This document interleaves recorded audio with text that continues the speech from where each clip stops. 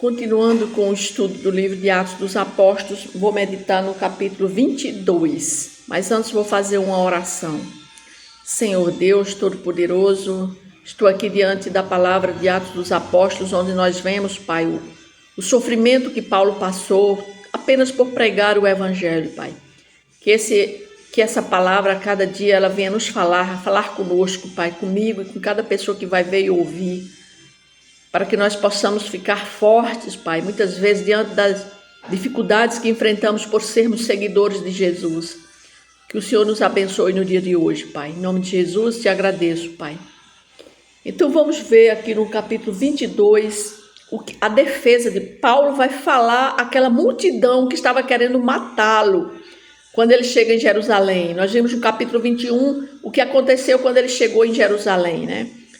Os irmãos e muitos dos cristãos, até mesmo os judeus que tinham gentios que tinham se convertido, alguns judeus estavam contra Paulo.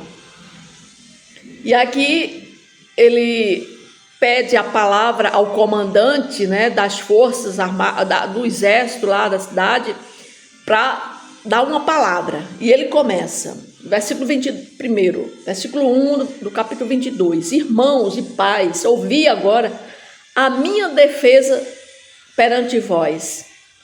Quando ouviram que lhes falava em língua hebraica, guardaram ainda maior silêncio. E continuou. Ou seja, Paulo era um poliglota, falava várias línguas, e ali ele quis falar em hebraico. E ele diz, versículo 3, eu sou judeu, nasci em Tarso da Cilícia, mas criei-me nesta cidade, e aqui fui instruído aos pés de Gamaliel, segundo a exatidão da lei de nossos antepassados, sendo zeloso para com Deus, assim como todos vós o sois no dia de hoje. Persegui este caminho até a morte, prendendo e metendo em cárceres homens e mulheres, de que são testemunhas os sumos sacerdotes e todos os anciãos.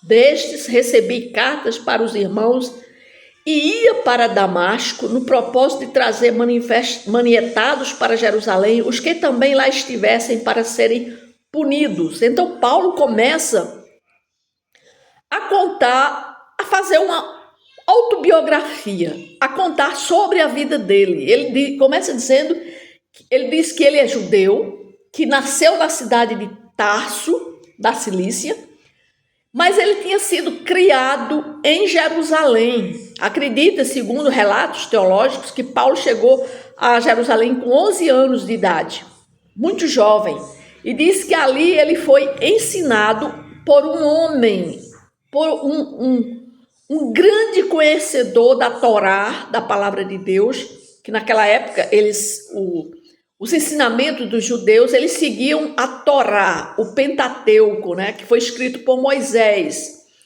Então, esse homem chamado Gamaliel era um grande homem instruído na Torá, e Paulo tinha sido ensinado por Gamaliel.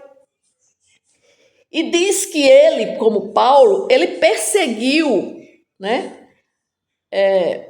muitos por amor a Deus. Ele diz que metia no prendeu, meteu no cárcere homens e mulheres, né? E ele começa dizendo, e destes, ou seja, dos sacerdotes, dos anciãos de Jerusalém, recebeu cartas para ir até Damasco, para manietar pessoas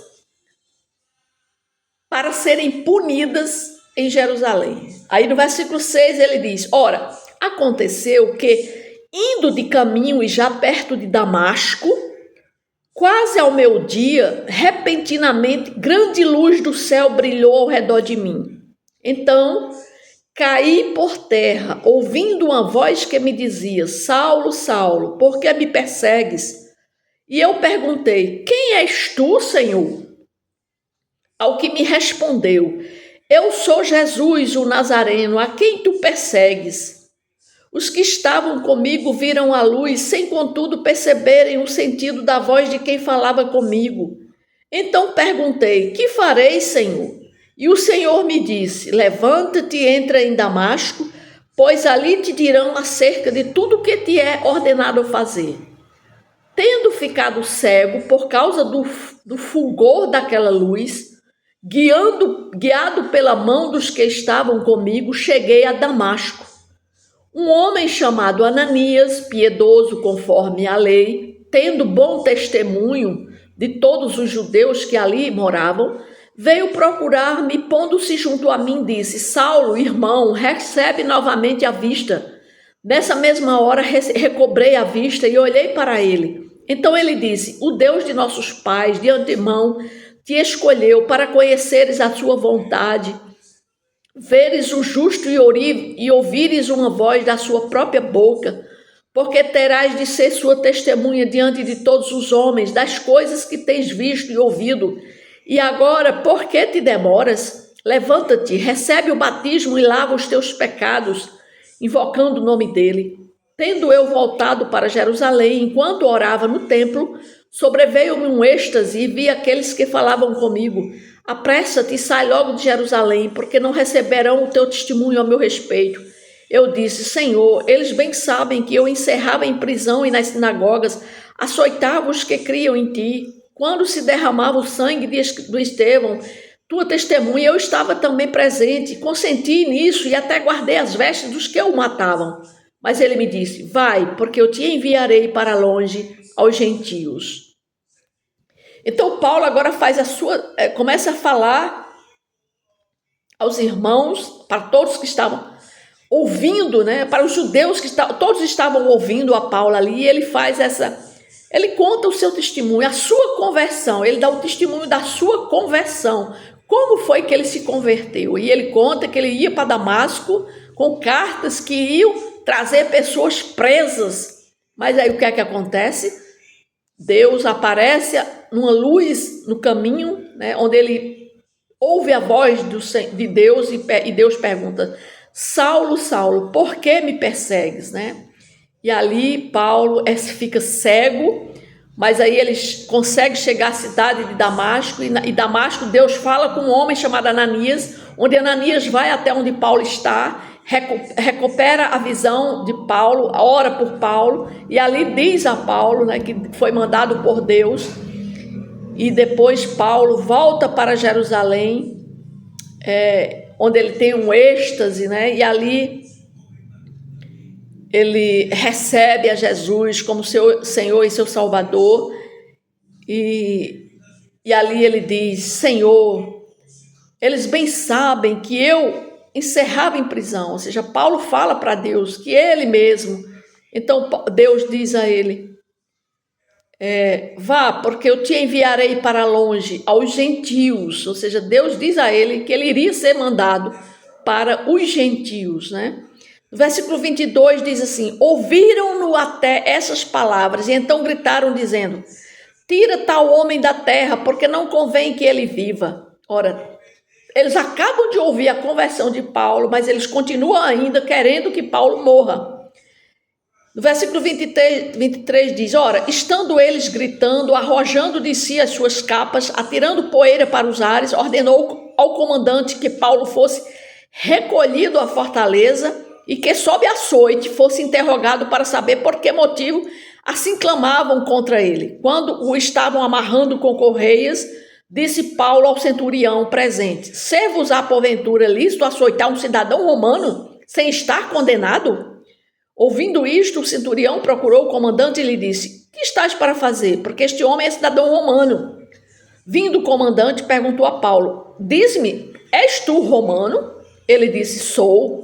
Respondeu-lhe o comandante: a mim me custou grande soma de dinheiro este título de cidadão. Disse Paulo: pois eu o tenho por direito, de nascimento.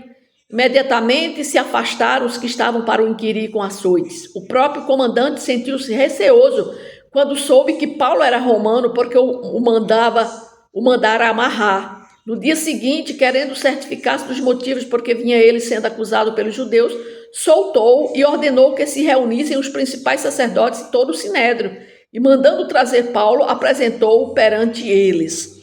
Ou seja, aqui nós vemos que Paulo, ele livra de ser açoitado, porque ele diz ao comandante, àqueles que estavam para açoitá-lo, que ele é um cidadão romano. Então, quando o comandante sabe que ele é cidadão romano, então ele para e diz: como é que tu és cidadão romano? Porque eu, para ser cidadão romano, eu paguei alto por isso. Aí Paulo diz: eu sou cidadão romano de direito, pois eu tenho por direito de nascimento. Aí imediatamente eles se afastam de Paulo e agora no dia seguinte eles soltam Paulo, mas eles levam Paulo agora para o Sinédrio. O Sinédrio era um lugar, onde tinham vários sacerdotes, várias pessoas que eles eram responsáveis por julgarem questões relacionadas à religião. E foi assim que Paulo foi levado. Eles foram levados para os principais sacerdotes no Sinédrio. Então, no capítulo 23, nós vamos ver Paulo agora perante o Sinédrio, né? Então, o que é que nós vimos aqui no capítulo 22 que nós podemos obter para a nossa vida? Primeiro, que nossa história ela pode ser uma poderosa ferramenta de evangelismo, né? Paulo, ele não usou argumentos teológicos complexos, mas ele contou o que Deus fez em sua vida. Paulo contou o seu testemunho. Muitas vezes, a nossa própria história, a nossa vida pode ser um testemunho para outras pessoas, né? Foi isso que Paulo fez aqui. Ele contou o testemunho dele. O que aconteceu antes, quem era Paulo e o que foi como ele se transformou depois da sua conversão. E só que aquela multidão ali que recebeu aquela palavra de Paulo, eles eram cegos, porque eles eram zelosos pela lei. Eles seguiam a Torá e eles eram zelosos quanto àquela lei, mas eles eram cegos para a revelação de Jesus Cristo. Paulo estava se revelando e revelando quem era Jesus na vida dele, mas eles, como eram cegos espirituais, eles não entendiam o que Paulo estava falando. E eles continuaram querendo que Paulo fosse preso, né? Mas aí, quando eles vão querer açoitar Paulo diz que ele era um cidadão romano, ou seja, a cidadania romana de Paulo, né?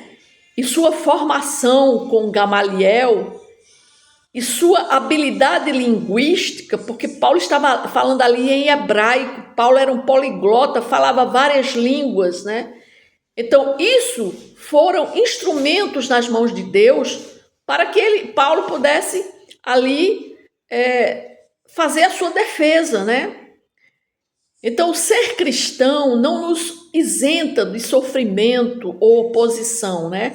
Nós vemos aqui pela vida de Paulo, mas nós podemos confiar que o Senhor ele está no controle da nossa vida, mesmo nos momentos difíceis, né? Então, mesmo quando nós estamos levando o Evangelho, nós devemos estarmos preparados para enfrentar resistência ao afirmar essa verdade. Nós não podemos recuar, retroceder, ficar calado diante da resistência do mundo, da resistência das pessoas. Nós temos que falar dessa palavra. É isso que nos mostra aqui o capítulo 22. Amém?